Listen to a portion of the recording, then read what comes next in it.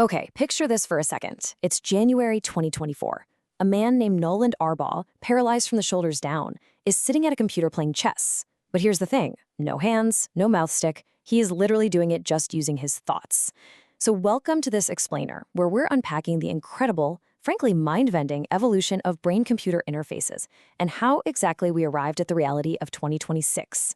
So how on earth did Nolan pull this off? How was he staying up late playing Civilization 6 with just his mind? Well, it all comes down to a tiny, coin-sized chip implanted directly into his brain by Elon Musk's company Neuralink. This little chip held 1,024 microscopic electrodes. And get this, each one is actually thinner than a single human hair. They were threaded directly into the region of his brain that controls movement. So when Nolan even just thought about moving his hand, those tiny electrodes picked up on the electrical signals his brain was firing off, transmitted them to a computer, and boom, the cursor moved. It took a concept straight out of a sci-fi movie and made it a tangible, working reality. Section 1. The reality of 2026. From miracles to mass production. Now, after that first mind-blowing demo in early 2024, I should mention it wasn't exactly smooth sailing right out of the gate. Neuralink actually hit a pretty major engineering snag when some of those microscopic threads retracted from Nolan's brain tissue, which kind of weakened the device's signal. But they adapted super fast. By mid-2024, they'd completely tweaked their surgical technique for their second patient, and the threads stayed exactly where they needed to be. That fast-paced problem-solving is what ultimately snagged them FDA approval for expanded trials in late 2025. And that paved the runway for what they're calling high-volume production right now in 2026. We are absolutely sprinting from experimental trials to real, broad medical availability. Section 2. How brain interfaces work. Translating the brain's electrical language. Okay, to understand all this, you need to know we basically have three main options for reading the brain's signals. And they all come with pretty massive trade-offs.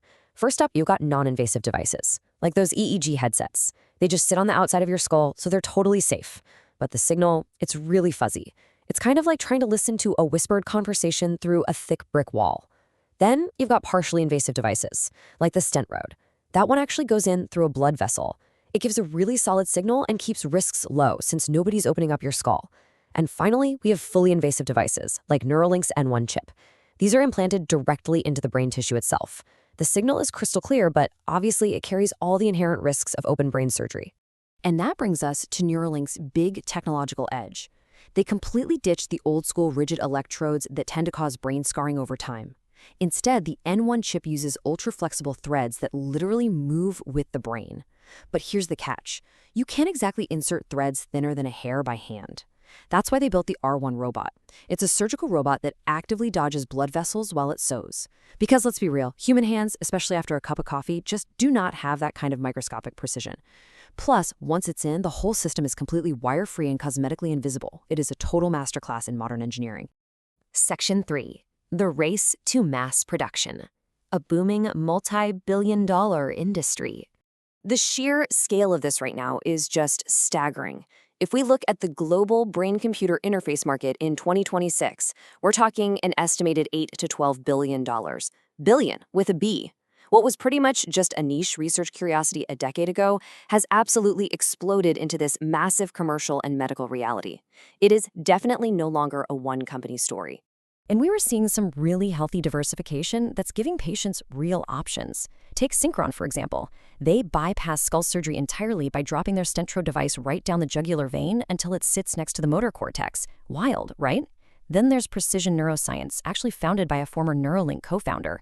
They use a high-density surface array that just gently rests on top of the brain without actually poking into the tissue.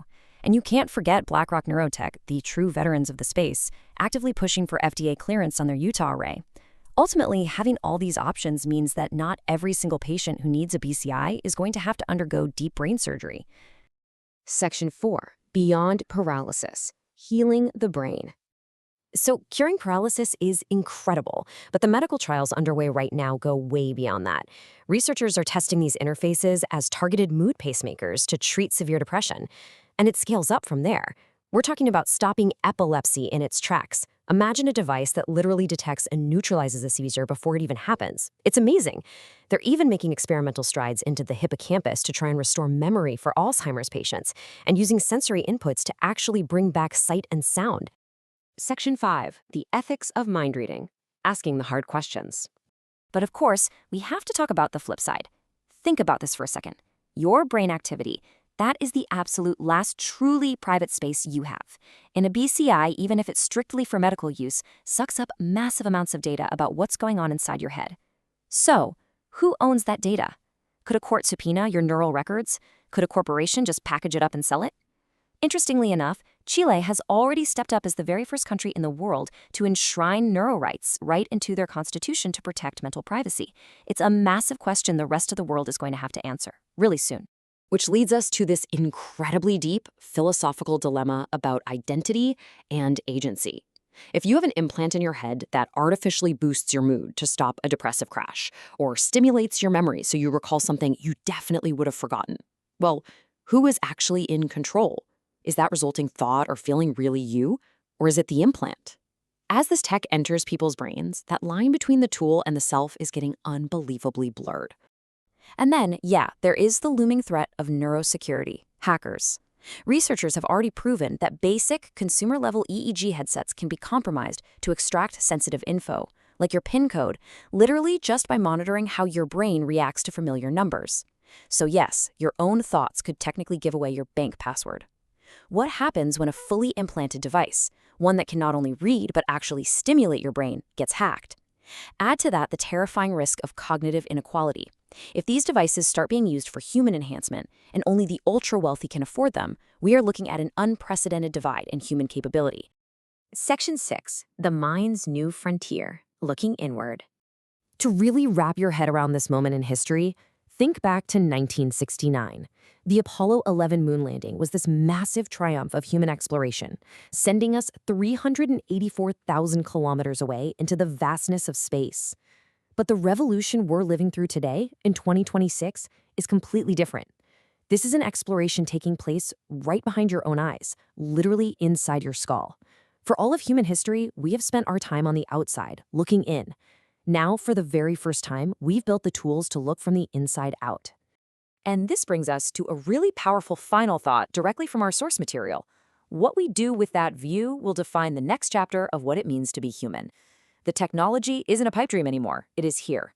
The medical benefits are extraordinary, but the ethical weight is just as massive. What you really need to take away from this explainer is that this is no longer science fiction.